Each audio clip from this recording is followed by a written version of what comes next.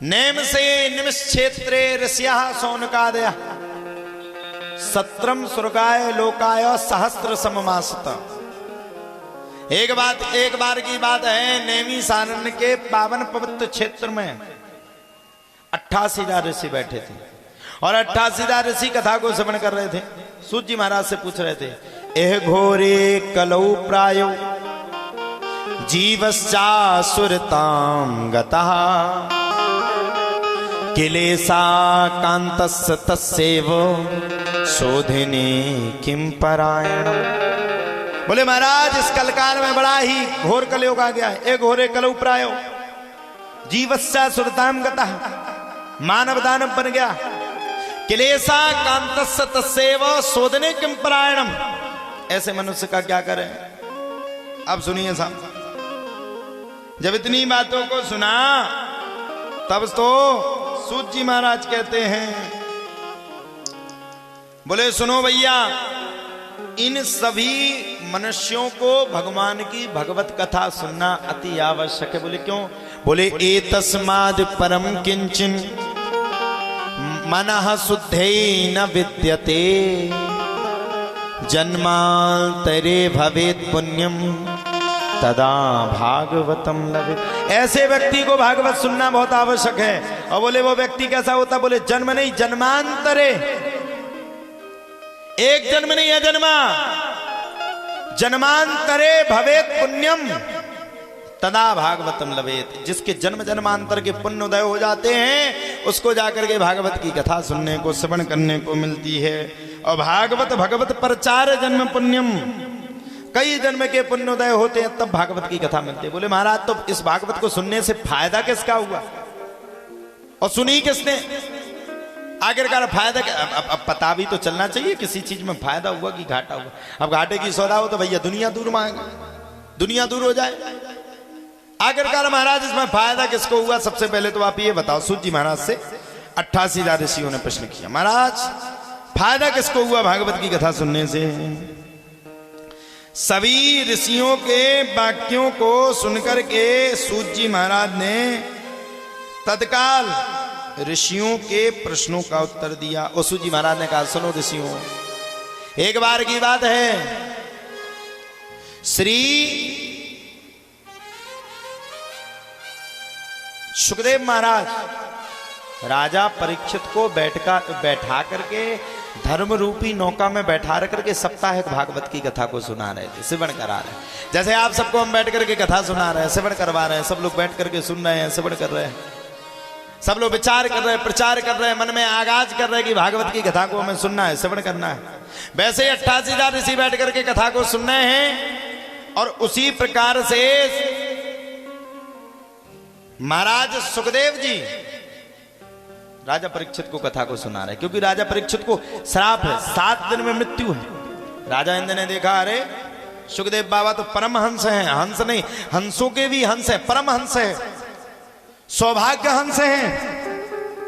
और ये सुखदेव बाबा बैठ करके भागवत की कथा को सुना रहे हैं और राजा परीक्षित को 7वें दिन मरना है, यानी कि भागवत में कछु ना कछु तो है।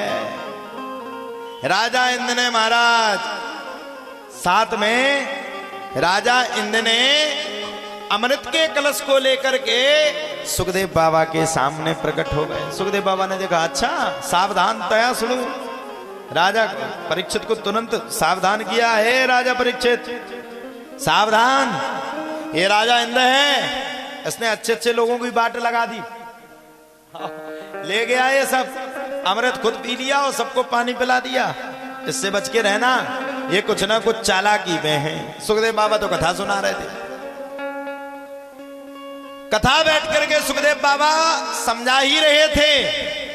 इतने में राजा इंद्र ने सुखदेव बाबा को जाकर के प्रणाम कर दिया, प्रतिज्ञापन कर दिया। वो जाकर के सुखदेव बाबा के सामने ही सम्मुख जाकर के राजा इंद्र बैठ गया।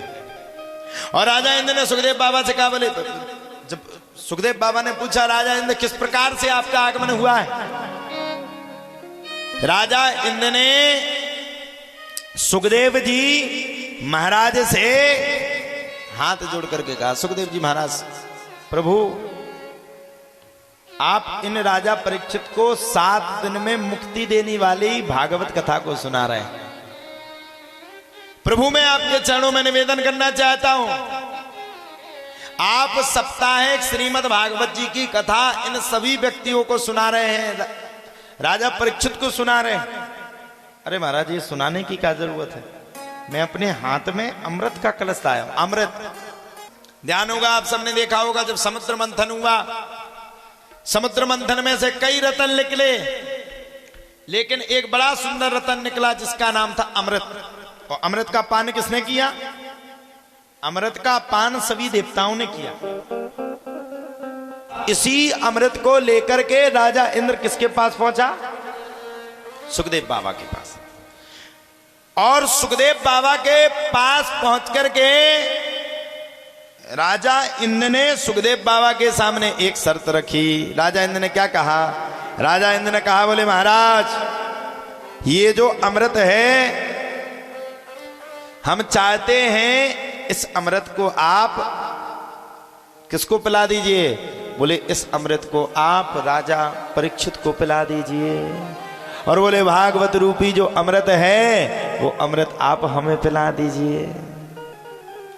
सुखदेव बाबा को इतना क्रोध आया, इतना क्रोध आया महाराज, इतना क्रोध में आकर के सुखदेव बाबा ने तत्काल एक सांस में राजा इंद्र की खूब फटकार लगा दी। और फटकार लगा करके राजा इंद्र से कहा, क्वा सुधा क्वा कथा लोके क्वा का चाहा क्वा मणिर महान ब्रह्म रातो विचारे तदा देवान जहासा।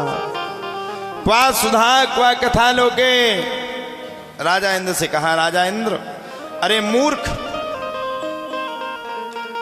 कहा क्वा सुधा क्वा कथा लोगे, कहा ये तेरा कांच का टुकड़ा अमृत, और कहा ये परपक्व भागवत जी की कथा, परमहंसों की संहिता जिसमें ऋषि मुनियों के विचार प्रचार आभार व्यक्तित्व, भगवान श्री कृष्ण का हृदय, राधा रानी का हृदय स्थल जिसमें विराजमान है, उस भागवत को तू इस कांच के टुकड़े से बात कर रहा है, हट जा यहां से।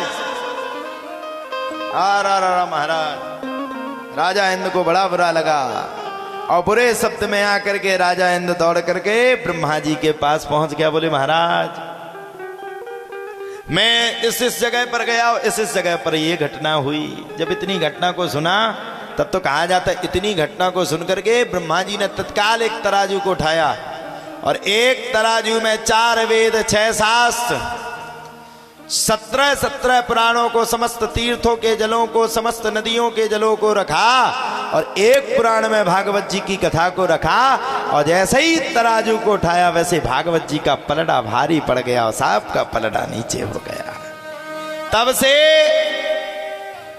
ब्रह्मा जी ने भागवत का नाम पंचम वेद रख दिया। ये अमर ग्रंथ, ये मुक्ति पंथ, ये पंचम वेद न राजा, 5वां वेद दे दिया, पंचमो वेद उच्चेत, 5वें वेद की व्याख्या की। इसीलिए तो कहा जाता है भागवत सुनने से व्यक्ति के जीवन का कल्याण है। अब आज का आदमी सुने जब तो, आजकल के आदमी को टाइम मिले जब तो फेसबुक चल गई, इंस्टाग्राम चल गई, यूट्यूब चल गई, अलान फलान ढकान जाने क्या चल गया साहब, टाइम ही नहीं। आज के आदमी के, आज की माताओं के सोने के कान के चोरी हो जाए उन्हें पता नहीं चलेगा, लेकिन फोन 1 मिनट के लिए भी अगर सामने से हट गया खत्म, फिर तो दुनिया ही एक सी हो जाए। पहले की प्रथाएं थी, पहले की माताएं थी, गांव में इसकी प्रथा थी घूंघट प्रथा।